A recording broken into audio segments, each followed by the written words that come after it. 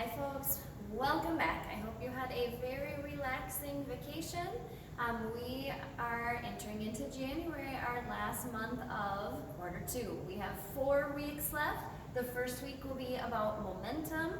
The second week will be about circular motion. The third week will be about gravitation, like the planets going around the sun. And then the fourth week of January will be our end of the quarter final.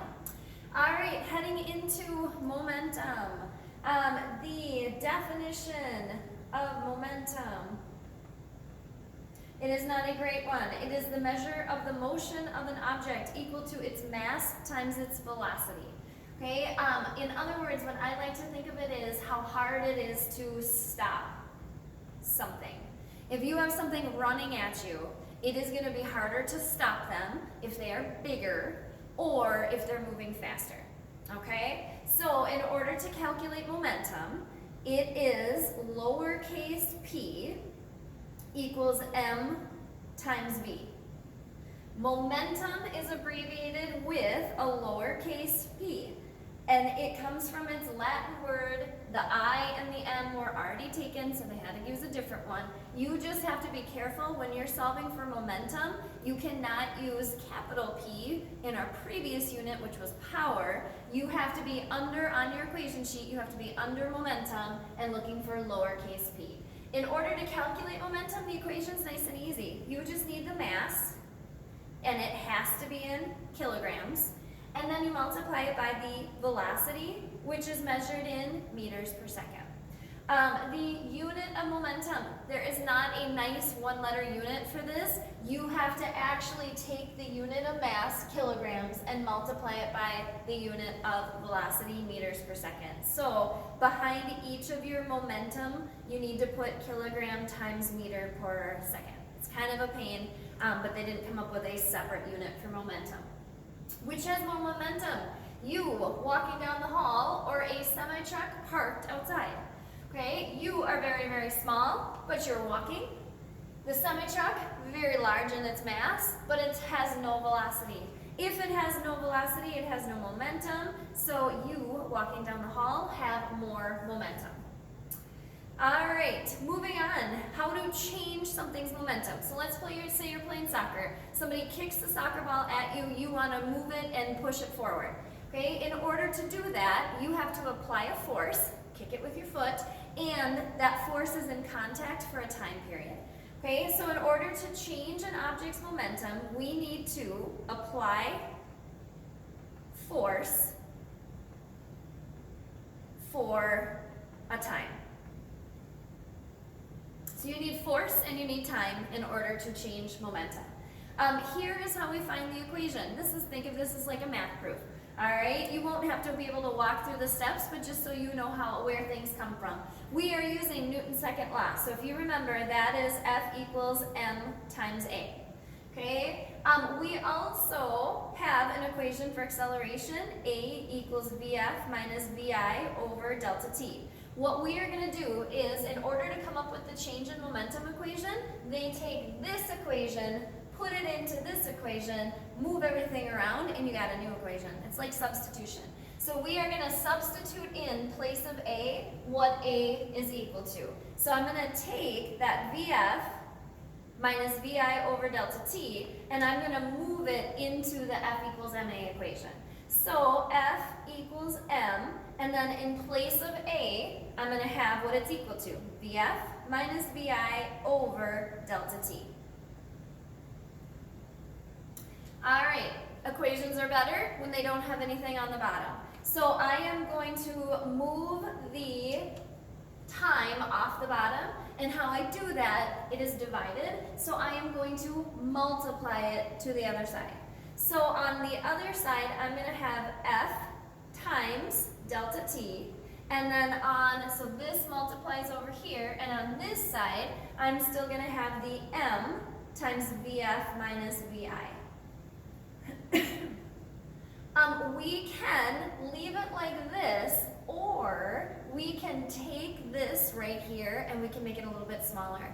Vf minus vi, final velocity minus initial velocity, that is the change in velocity. So my final piece is I'm just going to shorthand that equation just a little bit, And we are going to have force times time equals mass times change in velocity. All right, that is what I'm going to put into here. That is the equation that you are going to find on your actual equation sheet. So I'm going to have F delta T equals M delta V. Force times your time equals mass times the change in velocity. All right, what do all the variables stand for and what units do they need to be in? F is force. It is always measured in newtons.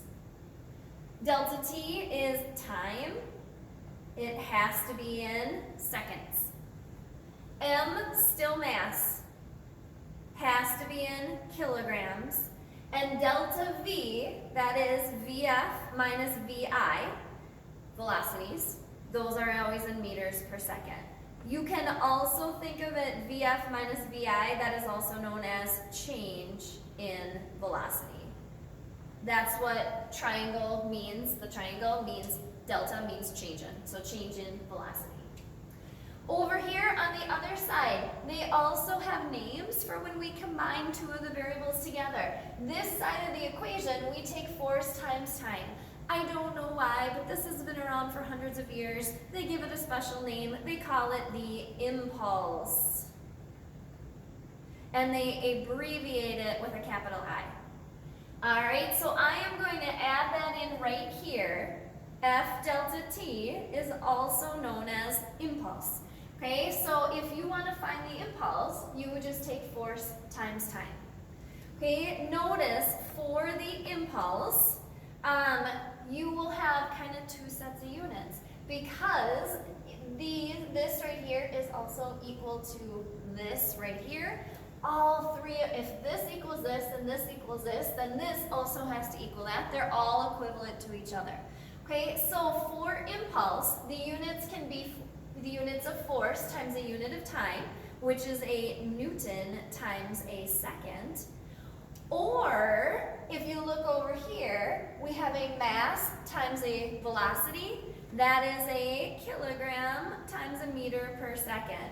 Box in that, circle it, somehow star it, so that you need to find it again later. When you get into your set of problems, question number 8 on the back of the momentum problems is going to ask you what are the two units of impulse. Because impulse could be force times time, it is a Newton times a second, but it could also be mass times change in velocity, which is a kilogram times a meter per second. They are actually the same thing. When you plug in what a Newton is equal to, it ends up these two things multiplied by each other are that right there. Just so you know, there's two possible units for impulse. Finally, mass times change in velocity, that is known as the change in momentum. If this is momentum right here, mass times velocity, we just have a triangle in between, that means change in. It is the change in momentum, and the units would be a kilogram times a meter per second, because you have the unit of mass times the unit of velocity. All right, so these, none of them are new for you. You've seen them all before. You know what units they're in. When you combine them, force times time gets a special name called the impulse. It's abbreviated with an I. In order to find the impulse, you can take the force times the time, or let's say you don't have force and time, but you have mass and velocities. You can also, to find the impulse, take mass times the change in velocity. Mass times the change in velocity, this is momentum with a triangle, change in momentum, units are the same. All right, last piece. When something hits with a force, we can change the time by cradling it to lessen the impact. This is what happens in theory with an airbag. So if you were to rear end something and you did not have an airbag, when you hit the dashboard, you hit it instantaneously. It takes a very small amount of time for your body to hit the dashboard. Okay, if you have an airbag, the reason that it changes the force and it can make it so that you are not as injured is because it takes time for your body to go through that pillow of air that's inside of the airbag. Okay, so your body hits the front of the airbag, it then travels through, it takes time. The more time that it takes, the more that it can spread out the force and then decreasing the force. So the more time it has to spread out the force of the impact, the less of the force that you feel. So the greater amount of time you have during impact, the less force that you will feel. For our math example, calculate the force needed to stop a 1.7 kilogram water balloon. Mass is 1.7 kilograms. If it is initially traveling at VI is 8 meters per second, it comes to a stop, so VF is going to be 0, and the time that it takes is 0.55 seconds. All right, I want to find the force. I could do this the old-fashioned way. I could find the acceleration and then plug it into the force equation. That's how we've been doing up to this point, but it takes 2 equations. Okay, I can now use my new equation, F delta T equals M delta V, and I can do it in 1 equation. Okay, the only thing that I have to be careful about is delta V is VF minus VI. Most of you will be able to just do that in your head, so you'll take your VF, 0, minus your VI of 8, and you'll get a negative 8 for your change in velocity. Alright, so plugging everything into the equation over here, I am solving for the force. Oops, sorry. I multiply the force by the time, 0.55. That is equal to the mass, 1.7, times my change in velocity. It's slowing down, that's why it's a negative. Okay, in order to get the force, all I gotta do is divide both sides by the time. And it does come out negative, and that's because you're slowing something down. The force applied to it causes it to slow down. And I ended up with about 24.7. The unit of force is a Newton. Alright, that's it for the momentum notes. I am going to just quickly go through a couple of the momentum problems for you. So as you work your way through, you can stop here and try these and then come back and check them for it. Number 1, you should be able to get to that from the front side. So starting with number 2, what happens to the momentum if you move faster? A reminder, P equals mv, mass times velocity. If you move faster, you have a higher velocity, which means your momentum is going to go up as well. It is going to increase or go up. If your velocity triples, what happens to your momentum? So if you put in 1s for this, you would get 1 for your momentum.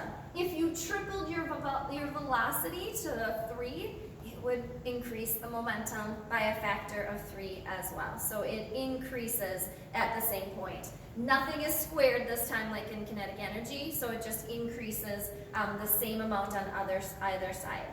If your mass triples, so if you had something that was 3 times as much mass, what would happen to your momentum? Same thing. If you're unsure by just looking at the equation, plug in numbers, make everything a 1 to start, then change it to a 3, and you'll find that when your mass triples, your momentum triples as well.